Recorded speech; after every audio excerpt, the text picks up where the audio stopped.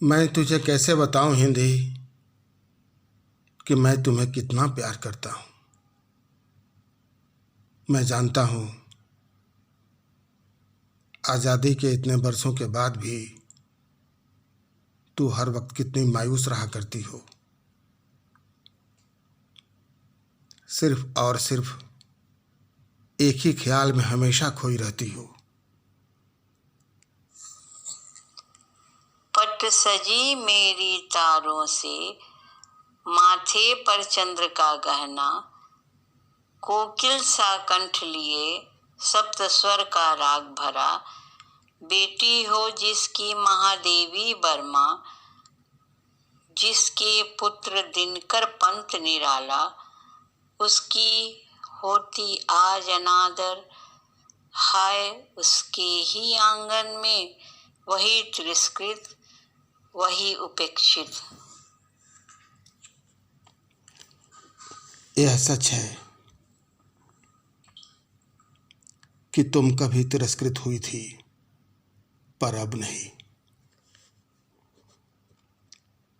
किंतु तुम उस सदमे से अभी तक बाहर नहीं निकल पाई हो। अंग्रेज लूटने आए थे, वह तो एक दुर्भाग्य था। मेरे साथ साथ तू भी रौंदी गई और तिरस्कृत होती रही। कैसे भूल सकता हूं भला बीते हुए उन लम्हों को, जब अंग्रेजों ने हमारी संस्कृति और पहचान को मिटाने के लिए न जाने क्या क्या जुल्म किए। नहीं चाहते हुए भी हम पर अंग्रेजी थोप दी गई। मैं तुझे सदा के लिए भूल जाऊं, इसके लिए अंग्रेजों ने अपने कितने असफल प्रयास किए। अब भी याद आते हैं गुलामी के वे दिन, जब मेरे हाथ पांव बांध दिए जाते थे।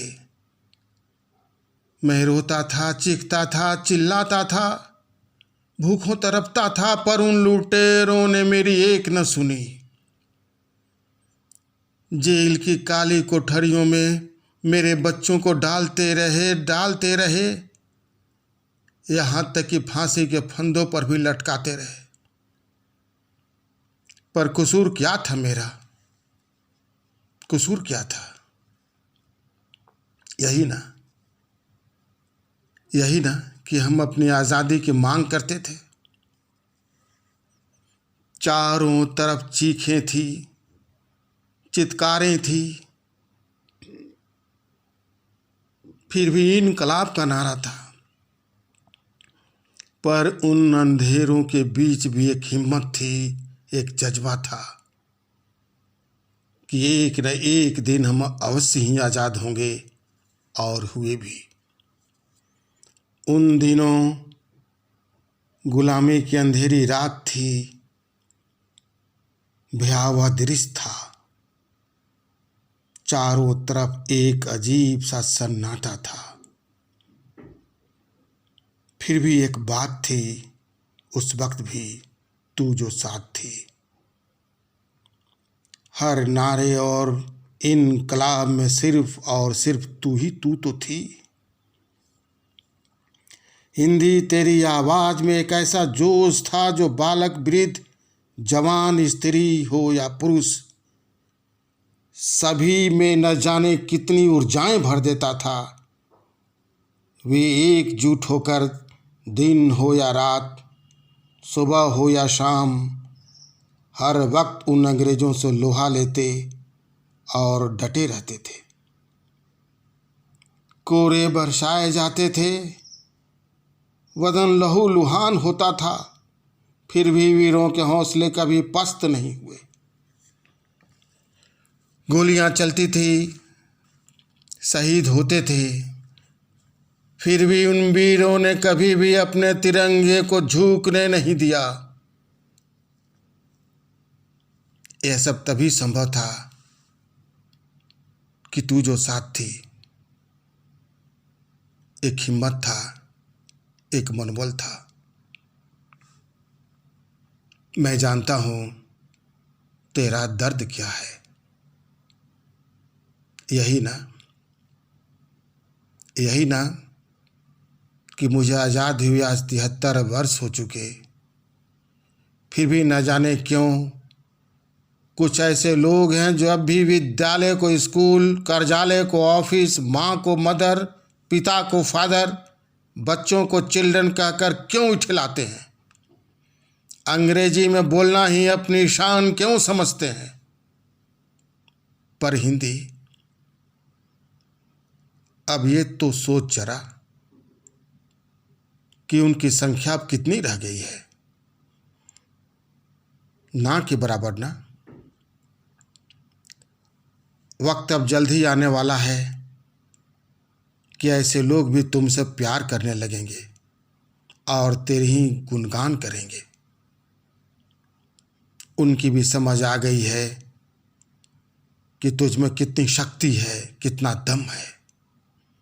अरे तुम तो इस भारत की एकता की पहचान हो। तुझ में शालीनता है, उदारता है, क्षमाशीलता है, वीरता है, प्रेम है। तुम ही सोचो जरा, तुम में क्या नहीं। तभी तो आज दुनिया के कोने कोने से लोग यहाँ आते हैं, तेरी बोल सीखते हैं। सचमुच कितने अच्छे होते हैं तेरे ये बोल, जो सबको प्रेम, शांति और बंधुत्व का पाठ पढ़ाता है। अशांत मानव मन को शीतलता देता है। अब वे दिन दूर नहीं जब सिर्फ तेरी जयकार होगी। आज भी देखो, भीड़ में, बाजार में, मेले में, अकेले में, चौक चौराहों पर या फिर किसी सफ़र में, सिर्फ तू ही तू तो है। अंग्रेजी तो शायद ही किसी कोने में दुबकी हुई, सहमी हुई नजर आती है। उसे अब कौन पूछता है भला यहाँ।